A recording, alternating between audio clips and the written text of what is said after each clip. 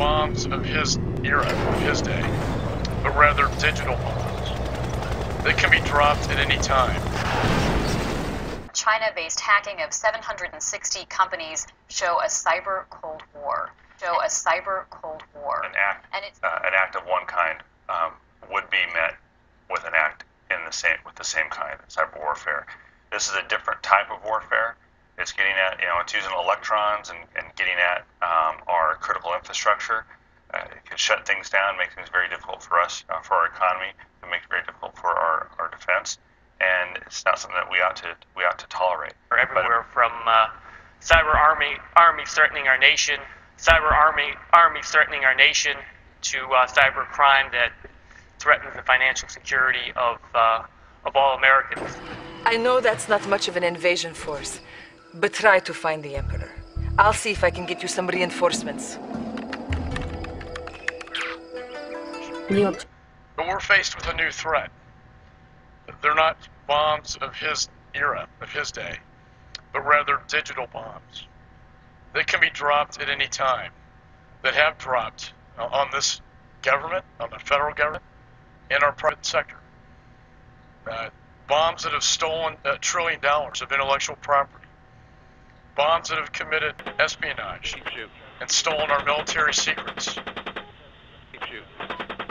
And bombs that could be conducted in a cyber warfare attack. I think the thing that keeps me up at nighttime is the idea of cyber warfare. Every critical infrastructure tied to the internet is vulnerable to this type of attack. What about WikiLeaks? If this were to be considered an act of war, does that apply to WikiLeaks? Good question. And one thing we haven't talked about is a part of cyber warfare that worries me the most. I have to tell you, it's the counterintelligence aspects of it. It may seem like a quiet day in America, but to some it's the scene of a raging battle invisible to the naked eye. Well, there is war underway right now on the internet. This is cyber war. Is the U.S. ready for a full-scale cyber war? A question asked at the highest levels of the U.S. government, stoked by fears of a new type of WMD. A weapon of mass disruption. In a world where acts of terror could come not only from a few extremists in suicide vests, but from a few keystrokes on the computer. The FBI warns that those keystrokes could soon be more dangerous to America than terrorism itself. The cyber threat will equal or surpass the threat from counterterrorism in the foreseeable future. A future that's got the world's military superpower preparing for the fight ahead.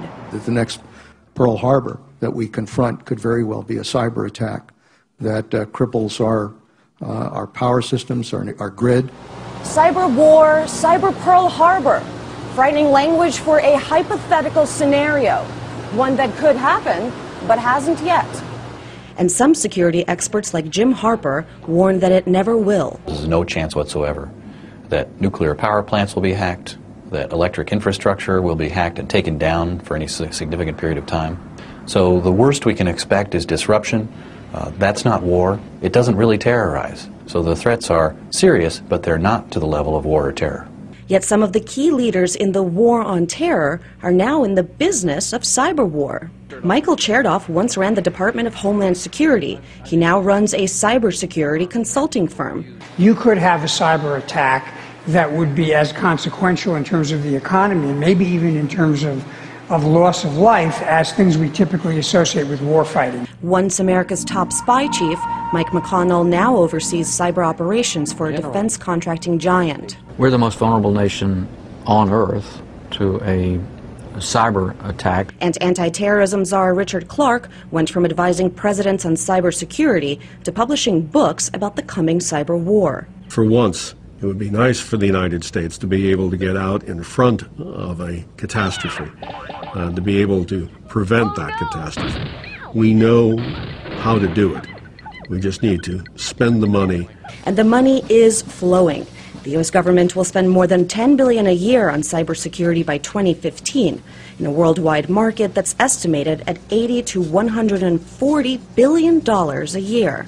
The budget that we're releasing today. It's one of the few areas where the White House plans to increase spending despite other defense cuts, and that, some say, is the problem. It's going to be even more tempting for folks in the, the defense contracting community, for example, to hype cyber threats because that's one of the few streams of money that, sort of still exists. Forbes magazine contributor Sean Lawson is an expert in cybersecurity. It's a classic case of an attempt to sort of motivate a response by rallying the troops, by appealing to fear, appealing to uncertainty. And inside the Beltway, fear and uncertainty can lead to big business and big bucks. Most people don't understand the problems with computer and data security.